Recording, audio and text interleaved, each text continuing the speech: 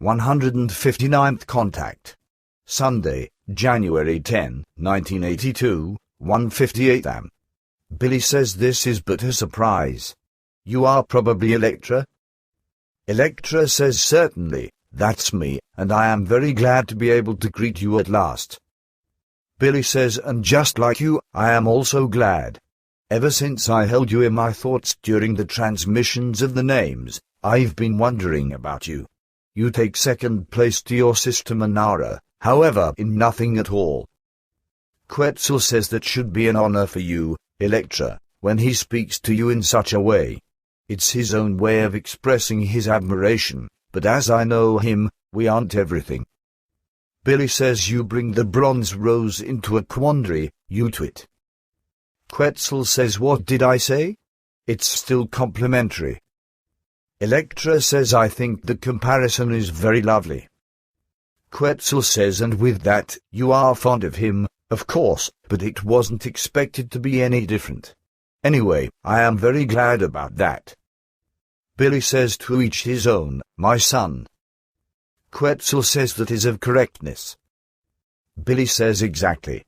But you, Electra, be cordially welcomed to the planet of the barbarians. It's often quite funny here, even though sometimes everything goes wrong. But in any case, it is livable here.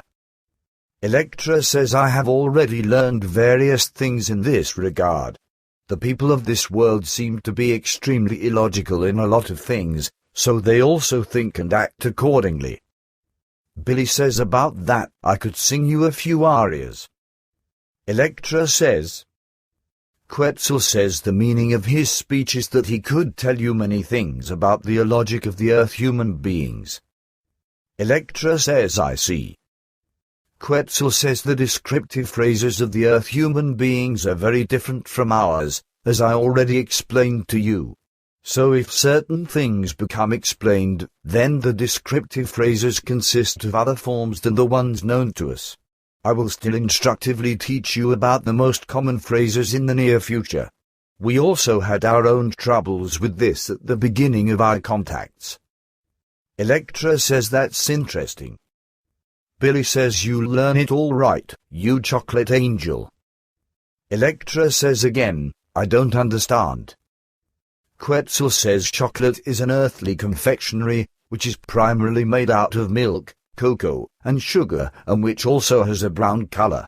Therefore, with respect to the color, the Earth human beings compare different things to it, whereby it is said that something is chocolate brown. Therefore, the speech of our friend says that you're an angel of chocolate brown color. Electra says I must first accustom myself to these phrases, but I also think this descriptive phrase is lovely. Billy says you have to, yes, because sweet suits sweet. Electra says unfortunately, I don't understand the sense again. Billy says when something is lovely, such as you, my child, then we call this, among other things, also sweet. So you're a sweet thing, just like chocolate. Electra says now I understand. Billy says you see, now I don't have to get you a bicycle.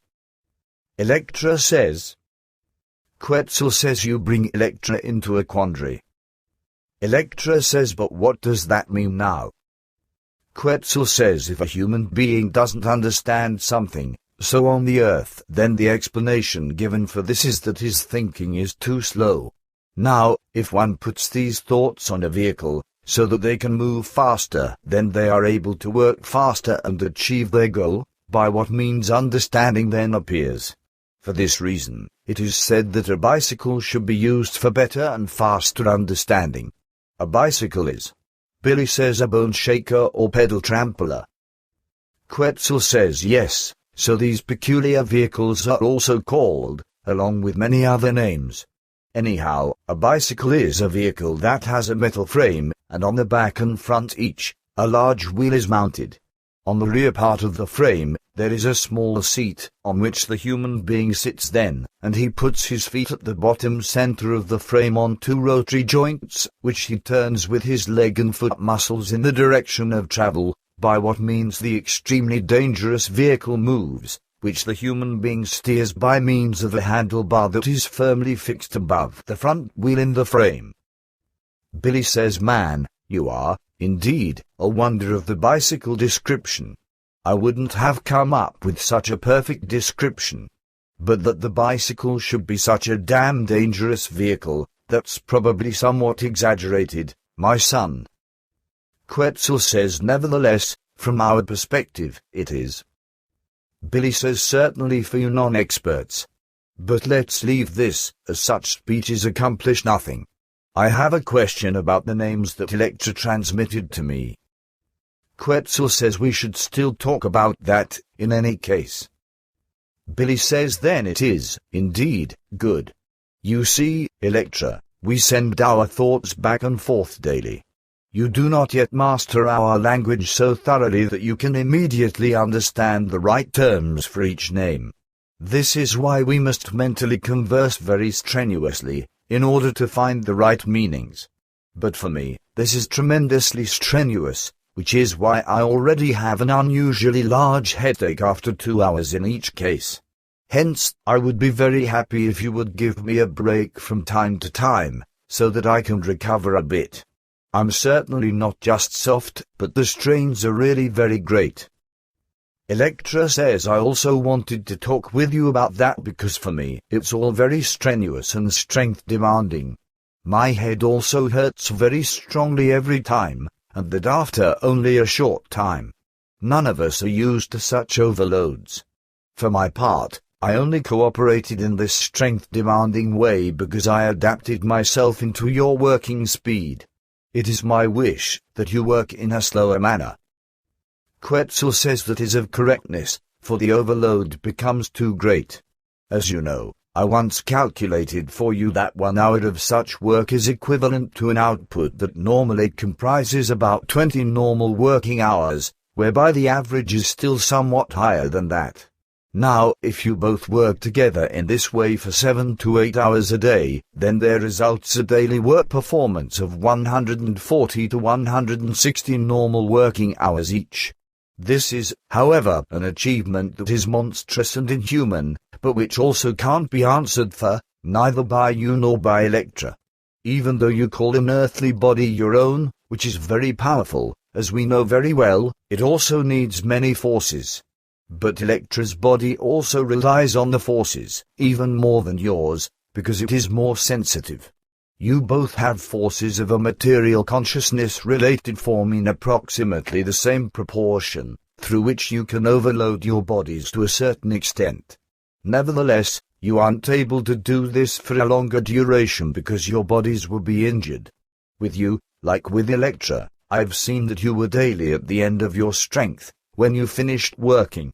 For this reason, I'm giving you the advice that in the future, you only work together in this way for 5 hours a day, while you also limit the pace of work and, on occasion, take breaks from work. Even so, you still have to take all sorts of overloads upon yourself, for even in this way, you still daily achieve 100 normal working hours each. Electra says, but that would mean that we could work through no more than 200 names a day. Quetzal says that is, indeed, of correctness. Billy says, man, then this will take a while, and at the same time, I still have several other books to write. Quetzal says, I know that. Nevertheless, everything has no sense if you forcibly destroy yourselves.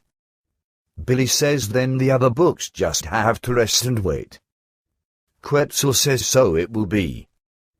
Billy says, good, then we'll just continue slowly. Do you also think so, Electra? Electra says, I'm glad about that, because for me, it really was unusually strenuous and painful. Billy says, if you are satisfied with that, then I'm happy.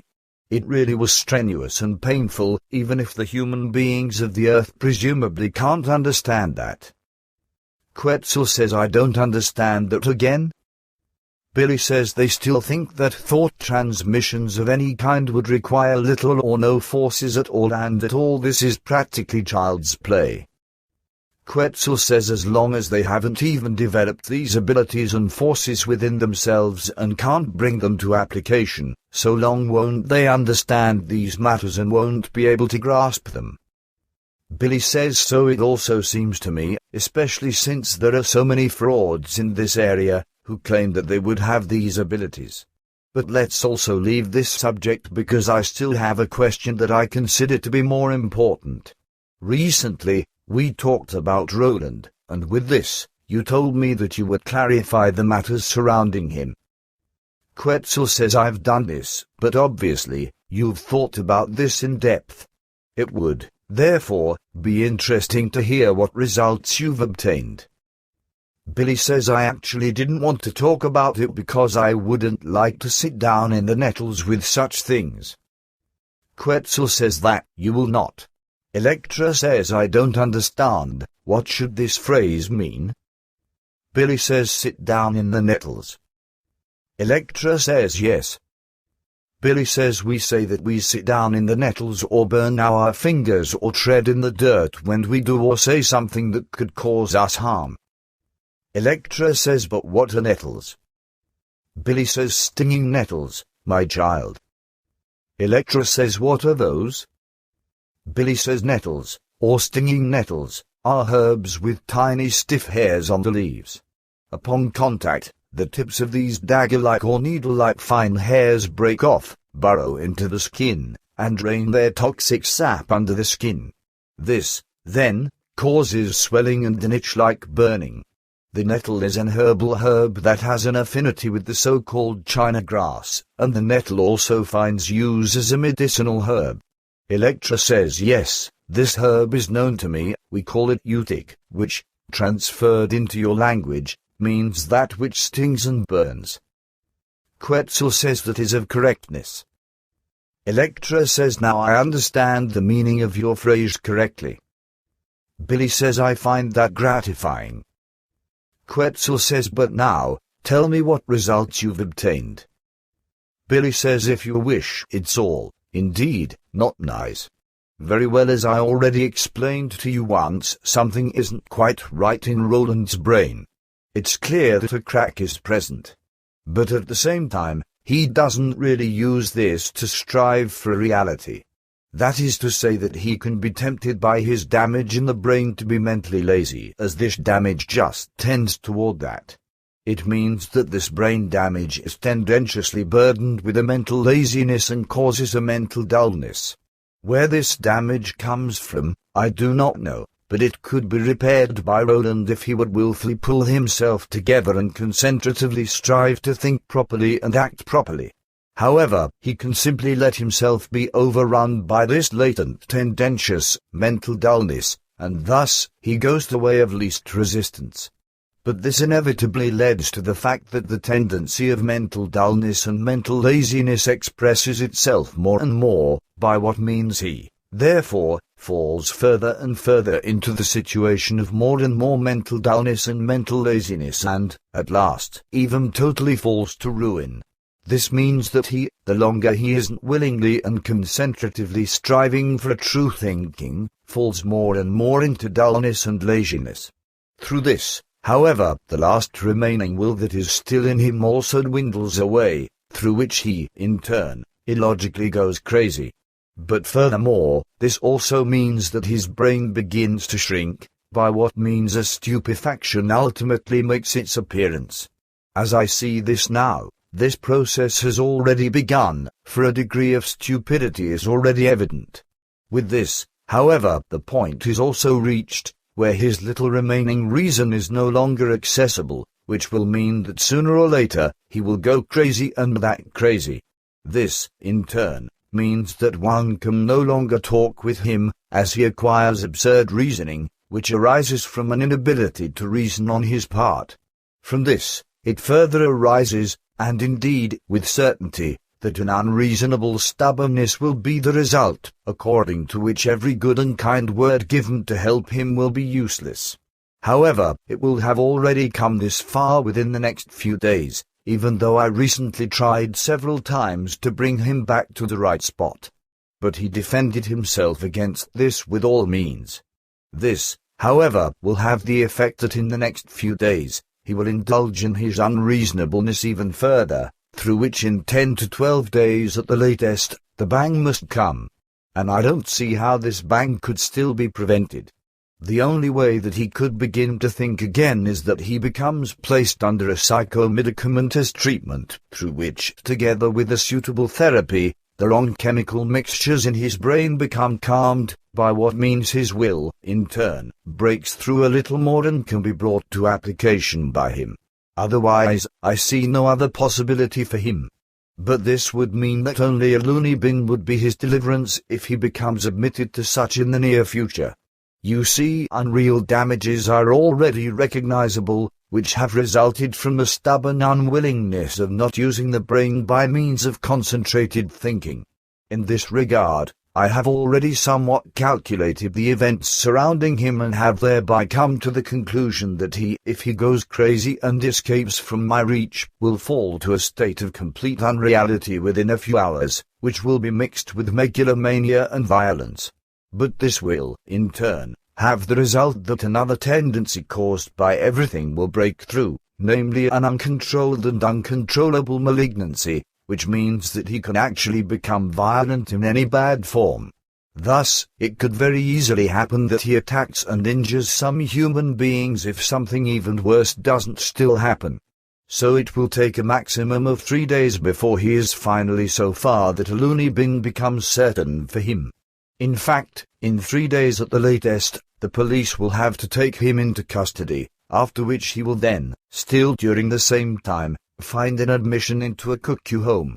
My calculations have yielded this as fixed results. Quetzal says your results correspond to the complete correctness. Have you also calculated something on the precise time data, when all this will be? Billy says no. Quetzal says I have done that, but that isn't so important. Just do your duty and speak thoroughly with him again. Also, bluntly explain to him what awaits him if he doesn't immediately mobilize his forces and stop all evil. Nevertheless, nothing can be changed anymore, for he has already determined the way ahead. Even before the month of January is over, he will find himself admitted into an institution, which you call a loony bin. Billy says talking with him is, therefore, completely pointless, as I already thought myself. But nevertheless, I will do it, as I have also done this several times in the last few days. But I can tell you, my friend, that it isn't exactly nice to have to do something out of pure obligation, of which one knows that it is pointless. It requires all sorts of forces of the nerves, not to mention the lousy feelings and the waves of thoughts that one is preparing hell. Quetzal says that is of correctness, and the particular evil is still the fact that you have to live among Earth human beings who can neither understand these things nor grasp them and who are only too easily determined to make you responsible for these things, due to hatred, jealousy, and ignorance, even though, on the contrary, you have tried everything to help Roland and to keep him from what's coming.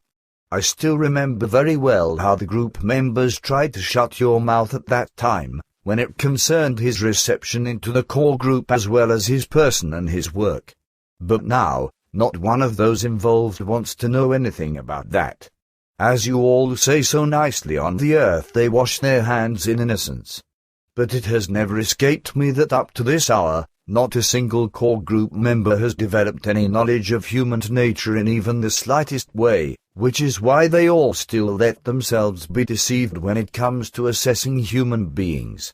You, however, you who can judge the human beings very well and in less than a second, are defamed and treated as stupid.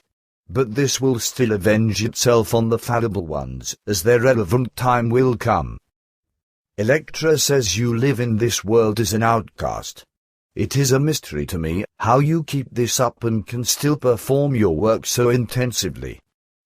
Billy says one gets used to it, little sister. Electra says you are very sweet. Billy says now it starts again. Quetzal says your nature is just attractive. Billy says it seems so, but that doesn't apply to everyone. Quetzal says those who are unable to cope with life, scheming, slanderous, truth-shy, envious, hateful, and other negative things, etc. Yes, they are automatically hostile-minded toward you. They do not bear sincerity or sincere love, and to them even the truth is an evil abomination. Billy says that is probably so. But tell me now about the names, how everything behaves with these. I mean, of what origin, etc. are they?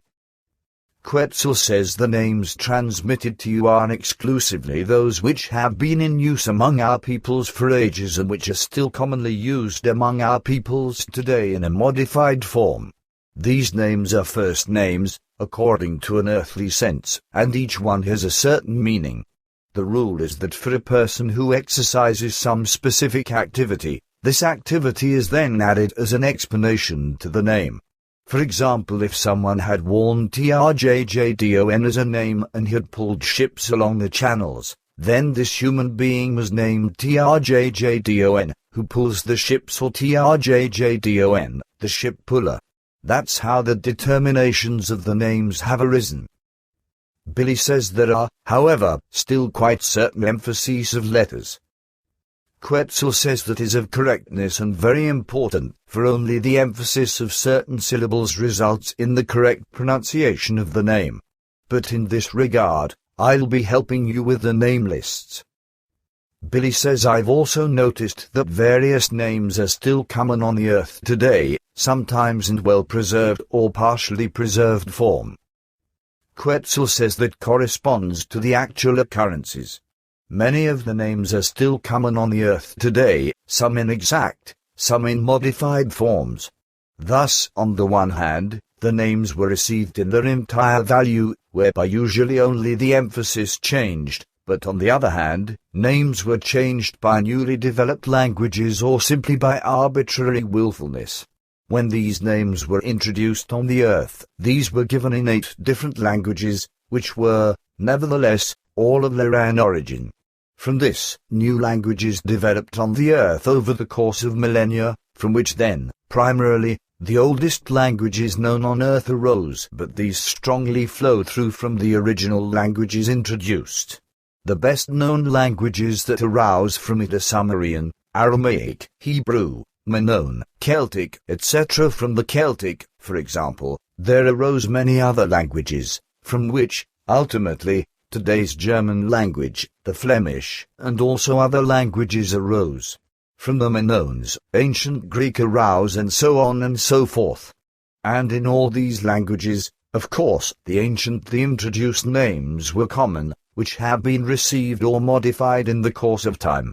What is still most commonly available today in names is found in those areas of languages that run in the Minoan direction and which have been incorporated into the later ancient Greek, by what means they have been preserved to a large part up to this day, though often modified.